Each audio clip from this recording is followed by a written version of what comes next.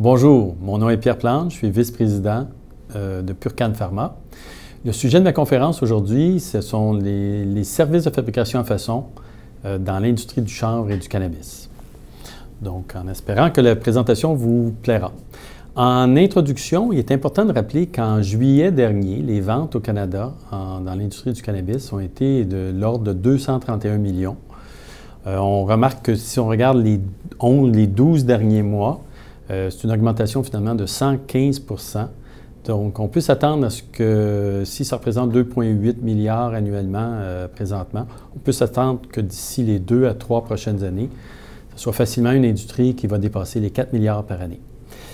80 % du marché canadien, ce sont des produits de cannabis qu'on appelle 1.0, c'est-à-dire les fleurs séchées, les pré-roulés, comparativement aux États-Unis où l'industrie est à 50 %. Les vape pens, le comestible, les breuvages, les produits topiques comme les crèmes risquent donc au Canada aussi de connaître une croissance importante au courant de la prochaine année ou des prochaines années si on se fie à ce qui s'est passé aux États-Unis. Ce qui va faire en sorte que le 80 % de produits cannabis 1.0 pourra être de 50 %, mais forcément les produits extraits qui servent dans la fabrication des produits de cannabis qu'on appelle 2.0 vont être en augmentation.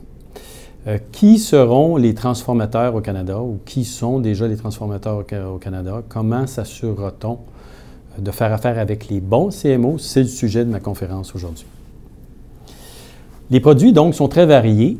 Sur la présentation, sur la slide qu'on voit ici, que ce soit un procédé d'extraction à l'éthanol, que ce soit un procédé d'extraction à froid de CO2, que ce soit du full spectrum, du distillat ou de l'isolat, tout ça doit être fait dans des locaux selon des normes qui vont être finalement non seulement acceptées par Santé Canada, mais qui vont faire en sorte que vos clients, que vos produits seront de grande qualité.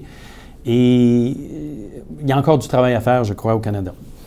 L'importance pourquoi obtenir des produits de grande qualité, si je remarque au courant des 12 derniers mois, il y a eu plusieurs instances ou situations au Canada où les entreprises se sont fait reprocher de ne pas avoir finalement de la concentration telle qu'elle était indiquée dans les contenants, de s'être fait reprocher finalement des problèmes en termes de qualité. Ce qui va faire en sorte que forcément pour le consommateur canadien, sa confiance sera certainement ébranlée. Et c'est ce qui nous amène à se poser des questions. Est-ce que ce sont les sources de biomasse? Je ne crois pas personnellement. Je crois que les sources de biomasse au Canada sont excellentes, très variées, nombreuses, que ce soit en chanvre ou en cannabis. Il faut peut-être se poser des questions sur les systèmes de sécurité et les systèmes finalement de contrôle de qualité de nos transformateurs. Tout d'abord, la fabrication BPP ou bien BPF, si on va du côté pharmaceutique. Bon, on sait très bien que Santé Canada nous demande d'avoir une présentation, d'avoir des normes, des exigences qui rencontrent les bonnes pratiques de production. La question qu'on doit se poser, est-ce que nos transformateurs, finalement, les respectent toujours? Est-ce qu'on a obtenu la licence? Est-ce que les systèmes de contrôle, de maintien de ce système-là sont en processus d'amélioration continue? Les systèmes d'audit, encore une fois, dans le secteur qui est encore très jeune, sont un peu simplistes lorsqu'on les compare à d'autres secteurs, que ce soit dans le cosmétique, que ce soit dans le pharmaceutique, où les clients viennent souvent inspecter. Si vous allez inspecter votre transformateur demain, est-ce que vous allez être heureux des systèmes de contrôle? Est-ce que vous allez vous fier simplement aux inspections des organisations telles que Santé Canada? C'est une question à se poser. Est-ce que votre transformateur a sa propre équipe d'assurance qualité? Est-ce qu'il fait finalement affaire avec un groupe externe? Ce sont des questions très importantes à se poser. Les installations, normalement, d'un bon transformateur vont respecter forcément les règles qu'on vient de mentionner, les règles de BPP. Vont s'assurer, par exemple, que le design des locaux vont être à pression positive, pression négative, qu'on va avoir des surfaces facilement nettoyables. Souvent, ce qu'on ne retrouve pas chez nos transformateurs, en contrepartie, ce sont ce qu'on peut appeler les processus de validation des équipements, par exemple, la validation des procédés, des études de stabilité. Est-ce que vos transformateurs vont avoir ces programmes-là en place? Est-ce que vos transformateurs vont calibrer les instruments critiques dans leurs installations? Ce ne sont que quelques exemples où on peut se poser des questions par rapport aux installations des transformateurs. Un autre point important, ce sont les procédures et c'est la qualification du personnel. Les BPP nous demandent d'avoir des mesures, des procédures de fabrication, d'échantillonnage, de nettoyage, d'analyse qui sont approuvées finalement par un groupe d'assurance de qualité. Est-ce qu'elles sont claires? Est-ce qu'elles sont précises? Est-ce qu'encore une fois, on les revise? Est-ce qu'elles sont revues de façon périodique par un groupe d'assurance qualité en bonne et due forme? Question à vous poser. Le personnel qui est au centre même de la transformation de vos extraits, est-ce que ce sont des analystes et des opérateurs qui sont grandement qualifiés? Quelles sont leurs qualifications? Est-ce que c'est des gens, finalement, avec une technique ici au Cégep, au Québec, de Cégep, en chimie, en génie chimique? Est-ce que les gens en laboratoire, ce sont encore une fois des techniciens ou des bacheliers en chimie analytique? Est-ce que le personnel, finalement, a été formé sur le tas? Est-ce qu'on fait affaire simplement avec des gens de l'externe ou si le personnel est présent au sein de l'organisation? Est-ce que ce personnel-là aussi est encadré par un programme de formation rigoureux qui est bien documenté et qui, normalement, est encadré par un groupe d'assurance de qualité et dont on fait le suivi et dont s'assure, finalement, la formation continue? D'autres questions à vous poser. Dans le cadre d'un bon CMO, aussi dans une organisation d'un bon CMO, l'assistance technique autour du personnel pour faire ce qu'on peut appeler le troubleshooting, l'amélioration continue, est très important. Est-ce que les superviseurs des équipes de fabrication ont une base scientifique? Est-ce que ce sont des chimistes? Est-ce que ce sont des ingénieurs? Est-ce qu'on se trouve à avoir des gens de R&D sur le site ou simplement, lorsqu'on aura à faire du troubleshooting, les investigations vont être faites par le personnel des opérateurs? Encore une fois, ça va être très important au niveau du contrôle de la qualité dans l'organisation d'extraction. Finalement, le système de qualité lui-même, normalement, dans un groupe structuré, on va retrouver 3 groupes séparés, 3 sous-groupes, si on veut. Celui, forcément, du contrôle de qualité, qui se trouve à être l'échantillonnage, l'analyse, tous les certificats d'analyse dont on a besoin.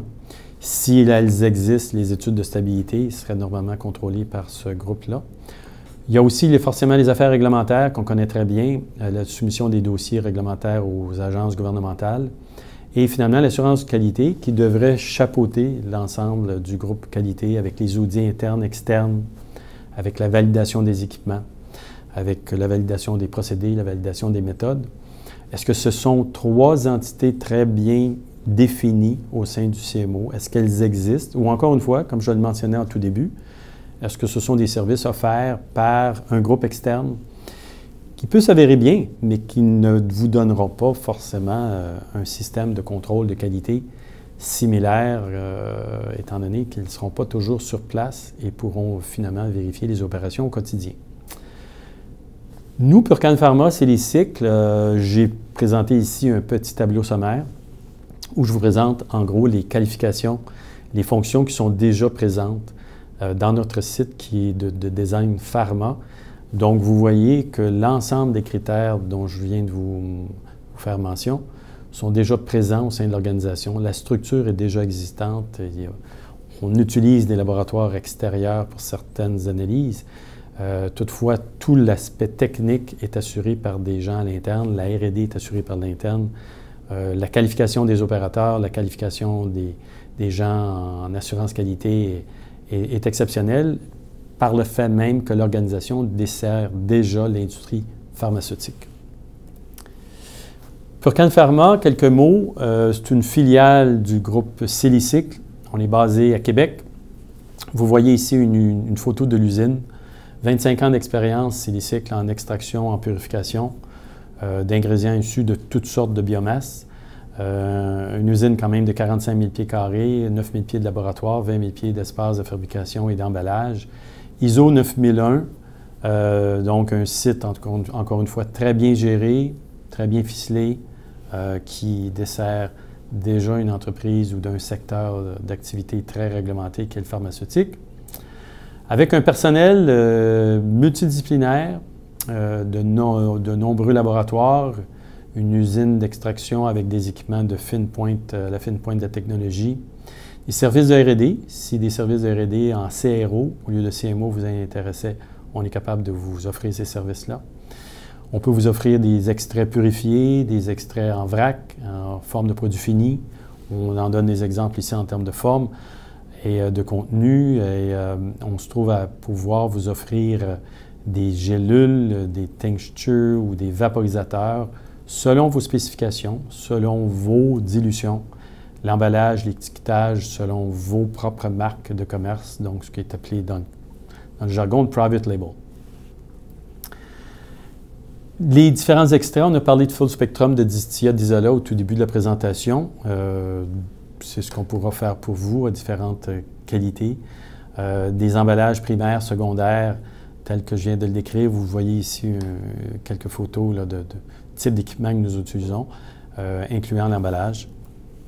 Donc, si nos services vous intéressent, si vous êtes toujours à la recherche d'un bon CMO, et quelqu'un qui est une entreprise expérimentée et qui n'est pas simplement, qui est créée simplement depuis 2018, vous pouvez nous contacter. Vous voyez ici mes coordonnées.